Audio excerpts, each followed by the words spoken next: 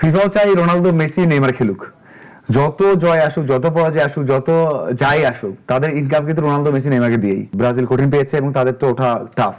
তো আমি চিন্তা করছি যে এই পাশ থেকে ইংল্যান্ড সেমি খেলবে, ওই পাশ থেকে খেলবে হচ্ছে আর্জেন্টিনা। আবারও সেম সে আগের ওয়ার্ল্ড কাপ ফাইনাল, আর্জেন্টিনা এবং ফ্রান্সই হবে।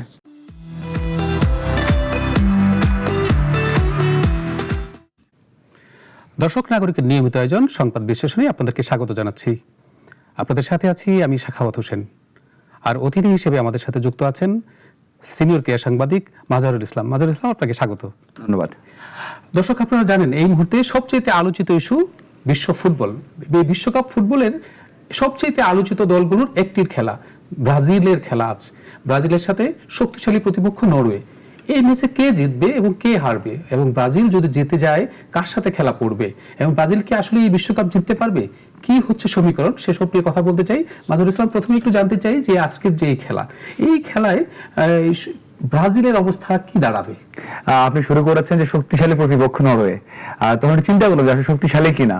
ব্রাজিল 5 বার চ্যাম্পিয়ন হয়েছে, মানে ওয়ার্ল্ড ফুটবলে এখনো যে কোনো দলের এগেনস্টে খেলতে নামলেই কিন্তু সবাই আগে বলে ব্রাজিল ফেভারিট, কারণ তাদের লেগেসি, তাদের আগের ইতিহাসগুলো, এবং যে দল নিয়েই আসুক। ক্রিকেটে যেমন অস্ট্রেলিয়া যে কোনো ওয়ার্ল্ড কাপে গেলে নাম থাকেই যে তারা চ্যাম্পিয়ন হতে পারে, ফুটবলও সেরকম। হ্যাঁ, দলটা আগের মতো নেই, আপনি যে প্রেক্ষাপটে বলছেন অবশ্যই আগের ব্রাজিল সবশেষ যখন চ্যাম্পিয়ন হয়েছে সেই সময় ব্রাজিল আর এই ব্রাজিল এক না, এবং 14 সালে যে ব্রাজিলটা ছিল সেই দল এটা না, তার থেকেও একটু পিছিয়ে। তবে আনচেলত্তি কোচ যিনি রয়েছেন তিনি কিন্তু কোচটা দলটা চেঞ্জ করে দিচ্ছেন। তো সেই দিক থেকে আমরা বলতে পারি ওই যে শক্তিশালী দলের বিপক্ষে নামছেন, এটা এই জন্যই বলা হচ্ছে যে ব্রাজিল আগের থেকে পিছিয়ে গেছে। আর নরওয়ে তাদের বেশ কিছু ভালো প্লেয়ার আছে, বিশেষ করে আর্লিং হাল্যান্ড, যিনি কিনা ওয়ার্ল্ড একটু শেক করেছেন, মানে দাপিয়ে বেড়াচ্ছেন। আপনি যদি ইপিএল দেখেন, শুধুমাত্র নরওয়ে হয়ে না, মানে ইপিএল এ ম্যান সিটির হয়ে যে গোলগুলো করেছেন তিনি, একের পর এক রেকর্ড ভেঙেছেন। রোনালদো হোক বা সেখানে সুয়ারেজ হোক, সালা হোক, যে রেকর্ডগুলো ভেঙেছেন আগে, বা ভাঙা উচিত না, মানে কেউ চিন্তা করেনি। কারণ ইপিএল এ আপনি 40 ম্যাচ খেলে 42 গোল করবেন, এটা কেউ স্বপ্নে দেখে না। মানে ওখানে আপনি 40 ম্যাচ খেললে, 38 ম্যাচ খেলে গোল করবেন 20টা 22টা, এটা অনেক।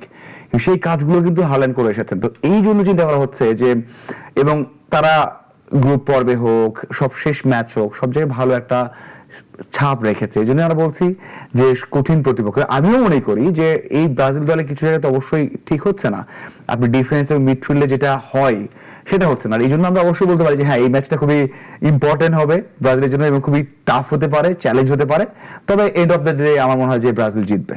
আপনি যেটা বলছিলেন যে একটা দলের জন্য সবচেয়ে কোচ, মানে যেটা হলো যে সমস্ত, আপনি যদি দেখেন যে বিশ্বকাপ যারা জিতেছে, কোচের একটা সবচেয়ে বড় অবদান। যতগুলো লিগ দেখি আমরা, যেগুলো দেখি, ইপিএল বলেন, সব খেলাতেই কোচের এই যে এই সময়টায় ব্রাজিল কিন্তু সবচেয়ে শক্তিশালী যে মানুষটার কথা বললেন আপনি, যে কোচ পেয়েছে একজন সবচেয়ে ভালো।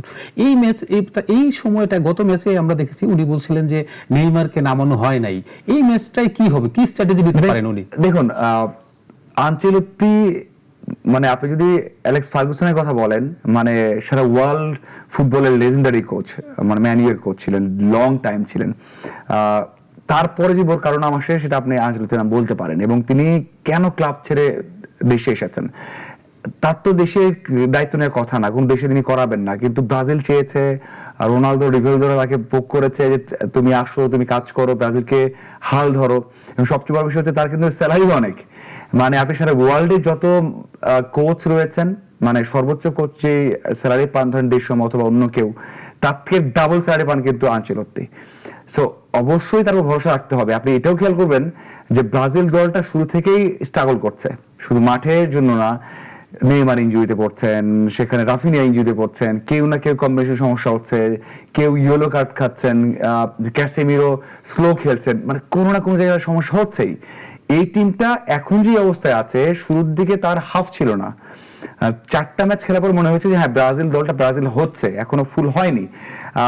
এই যে এত সীমাবদ্ধতা, তার মধ্যে আপনি নেইমারকে ছাড়াও ভালো একটা দল তৈরি করছেন, এবং যে ভিনিসিয়াস জুনিয়রকে বলা হতো শুধু ক্লাব ফুটবলের রাজা, যেটা মেসিকে সবসময় বলা হতো, যে চ্যাম্পিয়ন্স লিগ জিতেছে রিয়ালের হয়ে, ওখানে ভালো করছেন, কিন্তু দেশের ভালো করতে পারেন না, সেটা অবশ্যই অবশ্যই বড় একটা ক্রেডিট হচ্ছে আনচেলত্তি, তিনি এসে বুঝিয়েছেন যে দেশের হয়ে কিভাবে ভালো করা যায়। এবার দেখুন টপ পারফর্মার মধ্যে একজন ভিনিসিয়াস জুনিয়র, যাকে তো কয়েকদিন আগেও সবাই বলতো যে ক্লাব ফুটবলার, দেশের নাম, এই যে ম্যানেজ করা, মানে ইনজুরি পরে ম্যানেজ করা, মরক্কোর সাথে একটা ড্রর পরে, হোঁচট খাওয়া পরে তার প্ল্যান চেঞ্জ করা, আর সবশেষ ম্যাচে জাপানের এগেনস্টে গোল খাওয়ার পরে সেকেন্ড হাফে 3টা থেকে 4টা চেঞ্জ করা, নেইমারকে না নামিয়ে মার্টিনেলিকে নামানো, যেটা খুব ভালো একটা অ্যাটাকিং কম্বিনেশন হয়েছে। এবং সেই টেকনিক জাপানের কোচ বুঝতেই পারেননি যে এইভাবে অ্যাটাক করে বা এইভাবে চেঞ্জ হবে, হয়তো নেইমারকে পরিকল্পনা করেছিল। এই যে এটাই হচ্ছে আনচেলত্তি, তিনি অন্যরা যা ভাববেন সেভাবে ভাববেন না, এবং অন্যদেরকে ফ্রাস্ট্রেট করা ওনার কাজ। হয়তোবা অপোনেন্ট কোচ যখন বসে পরিকল্পনা করেন যে ব্রাজিল এই ছকে আসতে পারে, উনি এমন একটা ছকে না হবেন যেন প্রতিপক্ষ বুঝতে না পারে। তো সেই দিয়ে মনে হয় যে হ্যাঁ, আনচেলত্তি বড় একটা রিজন। আর আপনি যে বলেন নেইমারকে নিয়ে, আমি বলতে চাই নেইমারকে নিয়ে কেন বলি, ধরেন বাংলাদেশ থেকে শুরু করে সারা পৃথিবীতে যদি আর্জেন্টিনার নাম বলা হয়, যেমন মেসির নাম বলা হয়, এবং যখন ব্রাজিলের নামটা আমরা বলি তখন নেইমার জুনিয়রের নামটা সবার আগে আসে। এই জন্য নেইমার কি আসবে কি, নেইমার কি খেলবে, নেইমার কি নামানো হবে কিনা, এটা নিয়ে কিন্তু বাংলাদেশের দর্শকদের এক ধরনের মাথা ব্যথা আছে। শুধু বাংলাদেশের দর্শকের না, এটা কিন্তু ফিফারও আছে। ফিফাও চাই রোনালদো, মেসি, নেইমার খেলুক, যত জয় আসুক, যত পরাজয় আসুক, যত যাই আসুক, তাদের ইনকাম কিন্তু রোনালদো, মেসি, নেইমারকে দিয়েই। তো মাঠে খেলা, ওইখানে টানেলে থাকা অথবা ডাগ আউটে থাকা, এটা ওদের জন্য অনেক বড় কিছু। এবং নেইমারকে নিয়ে যেটা আমার মনে হয়েছে, নেইমার ফিট তো না, মানে 90 মিনিট খেলার মতো ফিট একেবারেই না, ইনজুরির কারণে। আবার ম্যাচ খেলেছেন 881 দিন পর, মানে অন্য কারো ক্যারিয়ার হতো ক্যারিয়ার শেষ হয়ে যেত। নেইমার বলে নেওয়া হচ্ছে, নেইমার রাখা হচ্ছে এই কারণে যেন অপোনেন্ট ভয় পায়। ধরুন একটা দলে যখন রোনালদো থাকে, একটা মেসি থাকে, তারা অপোনেন্ট চিন্তা করে যে এই প্লেয়ারটা যে কোনো একটা মিনিটে ম্যাচ চেঞ্জ হতে পারে। নেইমার সেম, আপনি যখন গোল পাবেন না, আপনি ভিনিসিয়াসের সাথে নেইমারকে নামিয়ে দেন, প্রাইম যদি এটা পারফর্ম করে, যদি তার 20 মিনিটের মধ্যে 3 মিনিট পারফর্ম করে, অপোনেন্ট ডিস্ট্রয় হয়ে যাবে। সো নেইমারকে অন্য দলকে ভয় দেখানো, মানে হাতির দাঁত আছে না, বলে না যে দেখানোর একটা খাওয়ার একটা, সো ওই দেখানো যে দাঁতটা, সেটা হচ্ছে নেইমার। আপনি নেইমারকে দেখাবেন, ভয় দেখাবেন। আপনি নরওয়ের এগেইনস্টে হাল্যান্ড যেমন নামবে, নেইমার যদি নামে, অপোনেন্ট চিন্তা করবে যে এই ছেলেটা যে কোনো সময়, যে কোনো একটা মিনিটে 3 জনকে ডিবেল করে গোল দিতে পারে। সো এটি একটা বড় ভয় অপোনেন্টের জন্য। সাকিব আল হাসান নিয়ে কেন এত কথা হয়? সাকিব আল হাসান বাংলাদেশের প্রেক্ষাপটে এত বড় তারকা কেন? খেলতে না পারুক, অপোনেন্ট ভয় পায় সাকিব আছে, কারণ সাকিবের মাথায় যে সেন্সটা আছে সেটার কারণে বাংলাদেশে। সো এইগুলো কাজ করে। সো আমার মনে হয় নেইমারকে এই কারণে নেওয়া হয়েছে, হাতির দাঁতের মতো যে দেখানোর জন্য, যে ভয়ের জন্য। আর আমার মনে হয় কখনোই তাকে 20 মিনিটে বেশি দেওয়া হবে না। দেখুন লাস্ট ম্যাচে খেলাতে পারতো জাপানের এগেইনস্টে, কিন্তু কোচ চিন্তা করছে যে কোনো কারণে এক্সট্রা টাইমে যায় খেলা, তাহলে নেইমারকে 20 মিনিট নেওয়া হবে, আর 30 মিনিট খেলতে হবে। এই 50 মিনিটের লোড নেওয়ার মতো ক্ষমতা নেইমারের হয়নি। মানে যদি 70 মিনিটে নামাতো নেইমারকে, কোনো কারণে এক্সট্রা টাইমে যেত, পরে দেখে 10 মিনিট পরে সেটা অ্যাড হয়ে গেছে, আরও একটা ক্ষতি হবে। তো এই জন্য নামায়নি। আর অবশ্যই সবাই চায়, আর আমিও বলি, যদি নেইমার 20 মিনিট খেলে তার ফুল রিদম দিয়ে, যে কোনো অপোনেন্টকে হারাতে পারে।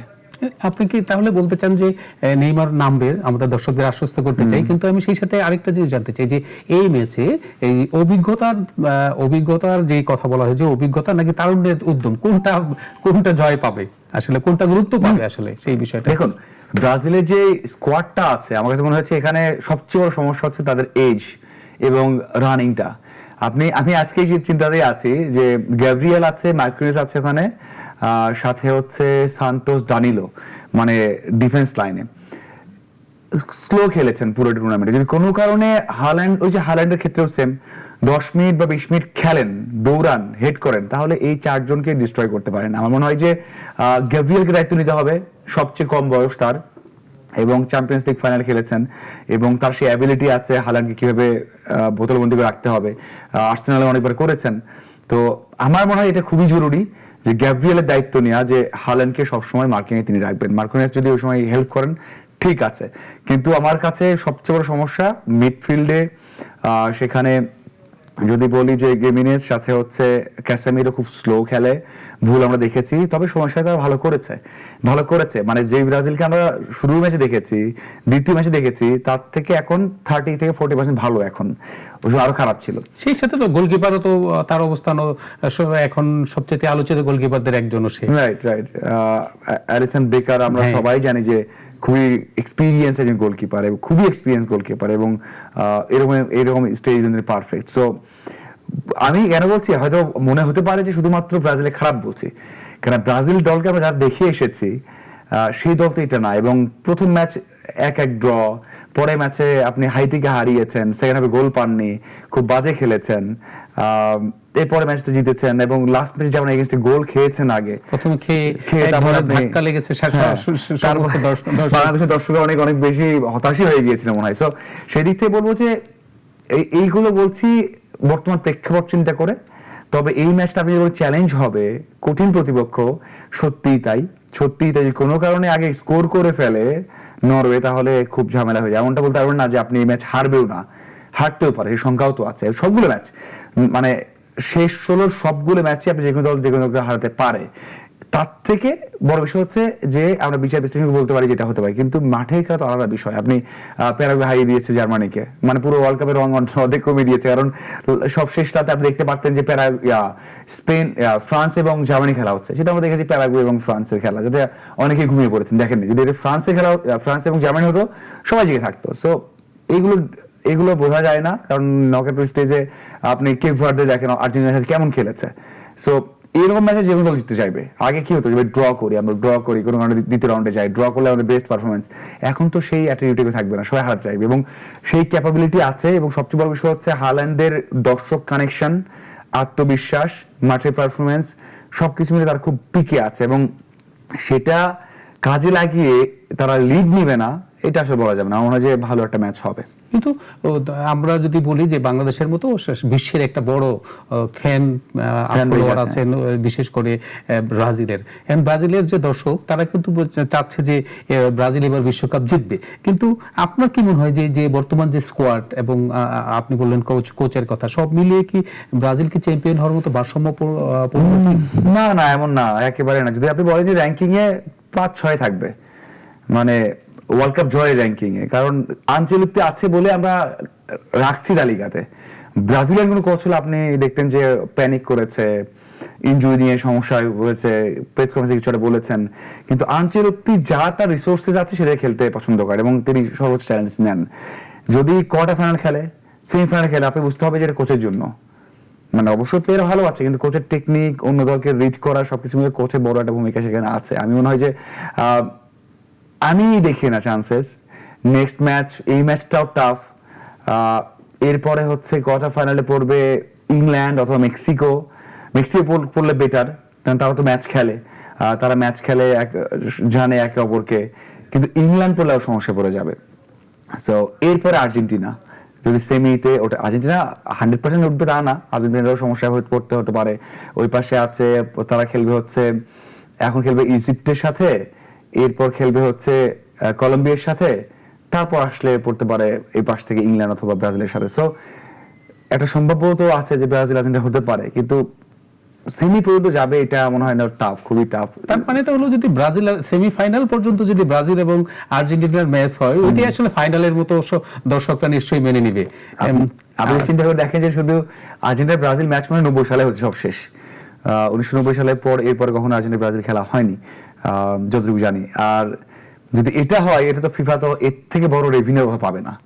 মানে বাংলাদেশে তো অনেক জায়গায় হয়তো মারামারি হবে, হতে হবে, মানে এখনই হয়। আমরা টিএসসি দিয়ে প্রত্যেকটা ম্যাচের সময় দেখি, যখন কেপ ভার্দে এবং আর্জেন্টিনা খেলা হয় বা অন্য দলের খেলা দেখি যে দর্শকদের সাথে দর্শকের একটা ক্ল্যাশ হচ্ছে, বোতল মারামারি হচ্ছে, যেটা আমি কখনো পছন্দ করি না। কারণ কারোর সাথে তর্কাতর্কি হতে পারে, কিন্তু আমরা হাতাহাতি পর্যায়ে যাই, এটা খুবই খারাপ, খুবই খারাপ, এটা হওয়া উচিত না।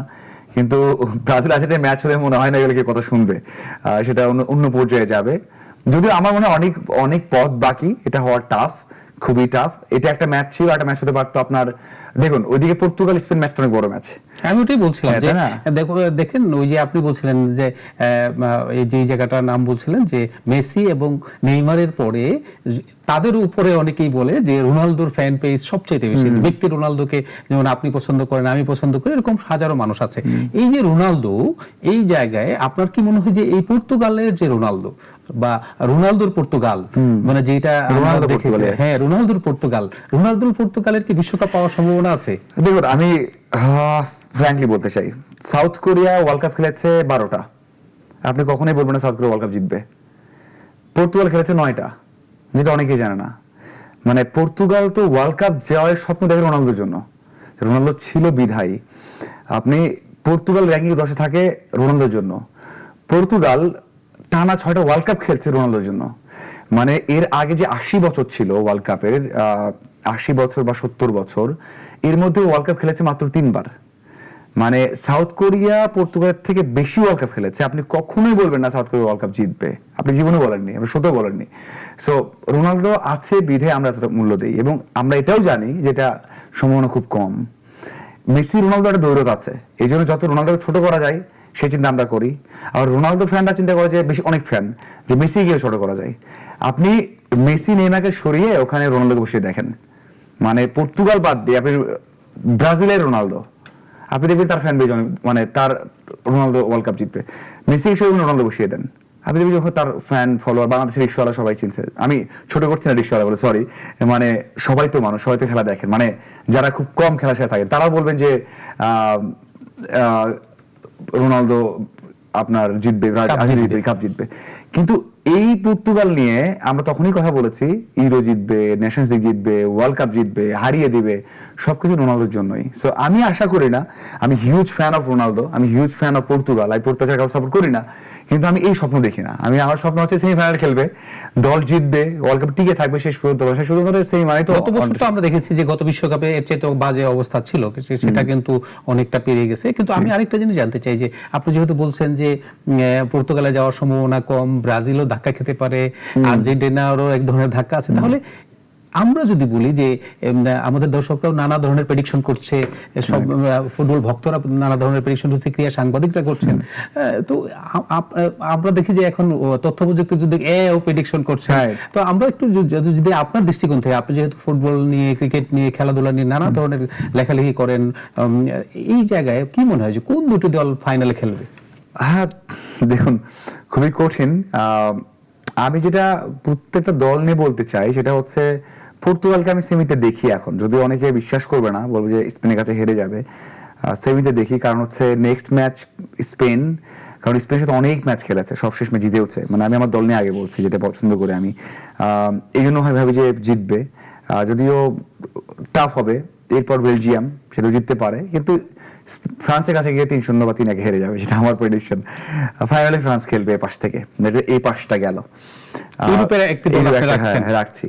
কারণ হচ্ছে এই পাশটা তো আপনি দুটো পাশে আলাদা করে ফেলেন, এই পাশ তো ইজি, আপনার তো দুটো র হয়ে গেছে, এখন পাথ হয়ে গেছে। এই পাশ থেকে আপনার বেলজিয়াম, ফ্রান্স, এছাড়া মরক্কো, পর্তুগাল, স্পেন, এর মধ্যে একটা যাবে। এই পাশ তো আছে আপনার ধরেন ইংল্যান্ড, ব্রাজিল, আর্জেন্টিনা, কলম্বিয়া, সেখান থেকে একটা যাবে। সো সেই হিসেবে চিন্তা করলে আমি ওই পাশ থেকে ফ্রান্সকে রাখছি, ফ্রান্সকে এগিয়ে রাখছি। হ্যাঁ, এই পাশ থেকে আর্জেন্টিনাকে আমি এগিয়ে রাখবো। আর্জেন্টিনা যেহেতু একটা পাথওয়ে ইজি পেয়েছে, মোটামুটি মেন্টালি আপনি বললেন যে যারা আছে, যে ব্রাজিল কঠিন প্রতিপক্ষ পেয়েছে, সেমির আগ পর্যন্ত খুব একটা সমস্যা নেই আর্জেন্টিনার, তো ব্রাজিল কঠিন পেয়েছে এবং তাদের তো ওঠা টাফ। তো আমি চিন্তা করছি যে এই পাশ থেকে ইংল্যান্ড সেমি খেলবে, ওই পাশ থেকে খেলবে হচ্ছে আর্জেন্টিনা। সো ওই ম্যাচে ইংল্যান্ডের জন্য আটকানো টাফ আর্জেন্টিনাকে, কারণ হচ্ছে ইংল্যান্ড আবার ইউরোপের দলগুলোর সাথে ভালো করবে, যারা সবসময় খেলাধুলা করে, বোঝে, ধাঁচ বোঝে, স্কিল গুলো বোঝে। কিন্তু আর্জেন্টিনা কিছু স্কিল এবং মেসির যে স্কিলটা আছে সেটাতে ইংল্যান্ড পেরে উঠবে বলে ল্যাটিন আমেরিকার সাথে আবারও সেম সেই আগের ওয়ার্ল্ড কাপ ফাইনাল আর্জেন্টিনা এবং ফ্রান্সই হবে। তাহলে আপনি যদি বলেই ফেললেন যে ফ্রান্স এবং আর্জেন্টিনার ফাইনাল হবে, তাহলে পরে যদি আপনাকে এই মুহূর্তে বলি যে এই ফাইনালে কে জিততে পারে, যদি প্রেডিকশনের জায়গায়, এটা আসলে এখন বলবেন যে, হ্যাঁ, অনেকে বলবেন যে আমি পর্তুগাল সাপোর্টার, এই জন্য মেসিকে দেখতে পারি না, আর্জেন্টিনা দেখতে পারি না, এই জন্য এই প্রেডিকশন করছি। কিন্তু যারা খেলা দেখেন তারাও হয়তো জানেন, যারা আর্জেন্টিনার ফ্যান আছেন তারাও হয়তো জানেন যে এই টিমটার কোনো ধরনের দুর্বলতা নেই। যদি মাত্র ফ্রান্স নিজে ভুল করে, আর বলুন না নিজের পায়ে কুড়াল মারা, যদি এই কাজটা করে তাহলে তারা হারবে।